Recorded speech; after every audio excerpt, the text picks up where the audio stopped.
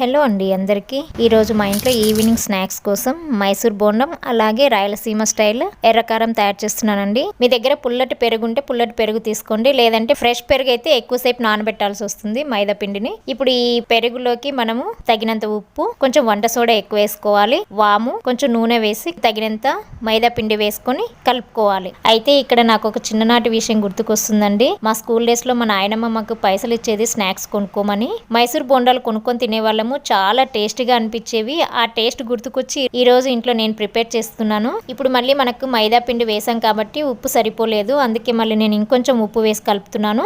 నేను పుల్లటి పెరుగు వేసాను కాబట్టి హాఫ్ అన్ అవర్ నానబెట్టేస్తున్నాను. సో ఇప్పుడు మనం ఎర్రకారం తయారు చేసుకుందాము. ఒక పెద్ద ఉల్లిపాయను తీసుకొని సన్నగా ఇలా ముక్కలు కట్ చేసుకొని మిక్సీ గిన్నెలో వేసుకోవాలి. 2 వెల్లుల్లిపాయలు, మీ రుచికి తగ్గ కారము, ఉప్పు, కొంచెం చింతపండు వేసుకొని మెత్తగా గ్రైండ్ చేసుకోవాలి. దీన్ని గిన్నెలోకి తీసి పక్కన పెట్టుకుందాము. పిండి కూడా ఫర్మెంట్ అయిపోయింది కదండి. ఇందులోకి పచ్చి కొబ్బరి ముక్కలు వేసుకుంటే చాలా టేస్టీగా ఉంటాయండి. నాకు ఈ టిప్ అయితే మా ఇంటి పక్కన ఆంటీ చెప్పింది. ఇప్పుడు ఈ కాగుతున్న నూనెలో బోండాల్లాగా వేసుకోవడమే. నాకైతే సరిగ్గా షేప్స్ రావట్లేదండి. అంటే నేను ఇంట్లో ఎక్కువగా ప్రిపేర్ చేయను, అందుకని నాకు షేప్స్ కరెక్ట్గా రావట్లేదు. ఇప్పుడు ప్లేట్లోకి తీసుకొని సర్వ్ చేసుకొని తినడమే అండి. చూడండి, మనం ఇలా ఓపెన్ చేయంగానే మనకి ఎంత క్రిస్పీగా వచ్చాయి చూడండి. ఇందులో మనం బియ్య పిండి కానీ ఏమీ లేదు, ఓన్లీ మైదా పిండి.